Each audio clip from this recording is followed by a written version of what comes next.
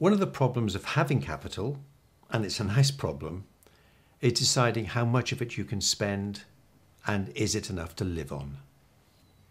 My name is Glyn Lewis Jones, and I'll describe a simple technique that over the last 30 years or so I've used with most of my clients.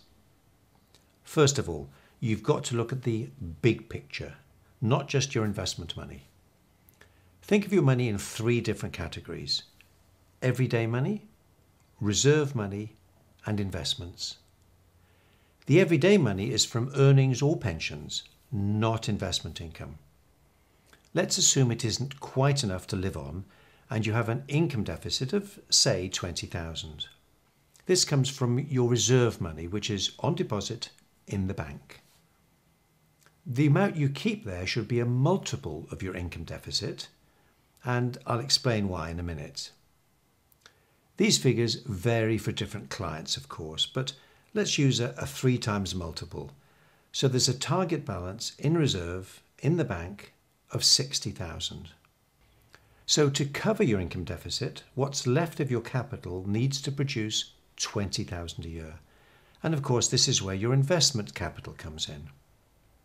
It's your investment capital that has to produce enough growth or income to cover your 20,000 income deficit.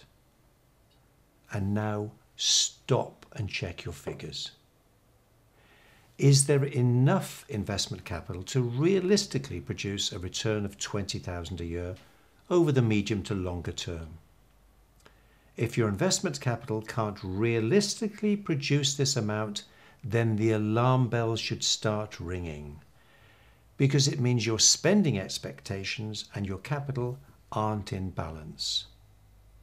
Either you're spending too much or your capital is too little. And it's your spending that needs to be adjusted rather than looking for higher than average investment returns. Trying to squeeze unrealistic returns from your capital is a recipe for disaster, as so many people have found out. Okay, that was a brief summary of how you set things up. And when you're there, this is what you do. Once a year, look at your reserves and your investments. Your reserves are bound to be below the target balance of 60,000 because you've been spending money from these reserves during the year. So if there's enough growth or income in your investment money, then take enough of this to bring your reserves up to 60,000. But if your investments are down, then you should probably leave them alone. Rely on your reserves for another year, and another year after that if necessary. And that's why your target balance in reserve is calculated as a multiple of your income deficit, because it gives you a system of matching your investment returns against your spending. That's it. It's a simple system, but after a year or two, you'll have a much better idea of how to balance your spending and your investment returns. If you'd like to find out more, then please phone